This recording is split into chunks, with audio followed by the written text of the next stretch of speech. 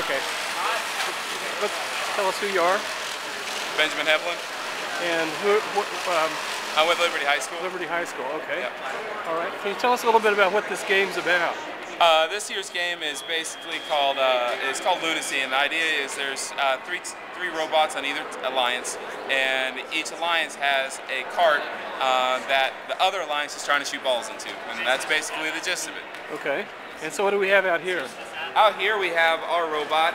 We're currently working on the autonomous mode and driver mode, and the targeting system, which targets the two colors up here, the green and pink, and the camera on top of the robot will target those colors and then shoot into the cart. That cart is normally attached to another robot of the opposite alliance. Okay. So this is a pretty technical thing. You've got a camera on here, a video camera, is that right?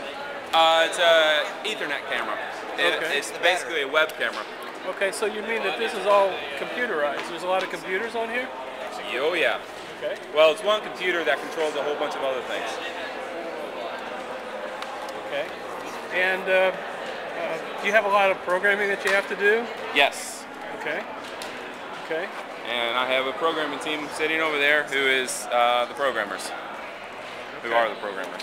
Okay, and I hear that this is a new system. Can you tell me a little bit about The system is from National Instruments. It's an offshoot of their C-Rio, their compact Rio line. It has a lot of capabilities, a lot of processing power, much more than the previous years. And with that, you can do a lot more. Like one of the things they're looking at is actually having live video feedback from the field to the robot. They haven't implemented this year because of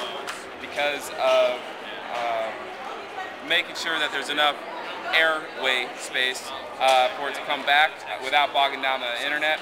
But it's something that we're actually looking forward in the future. That is something we've never had.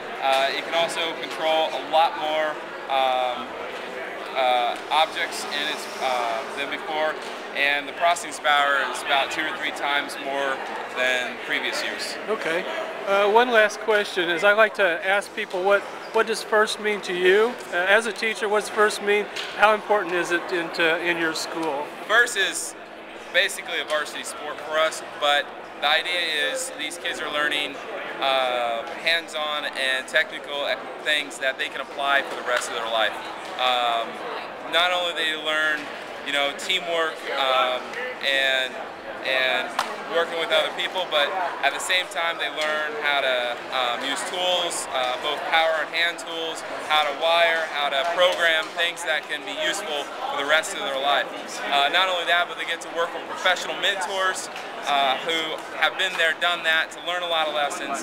And it is absolutely one of the best hands-on tools that these kids can have to apply anything they've learned. Okay, great.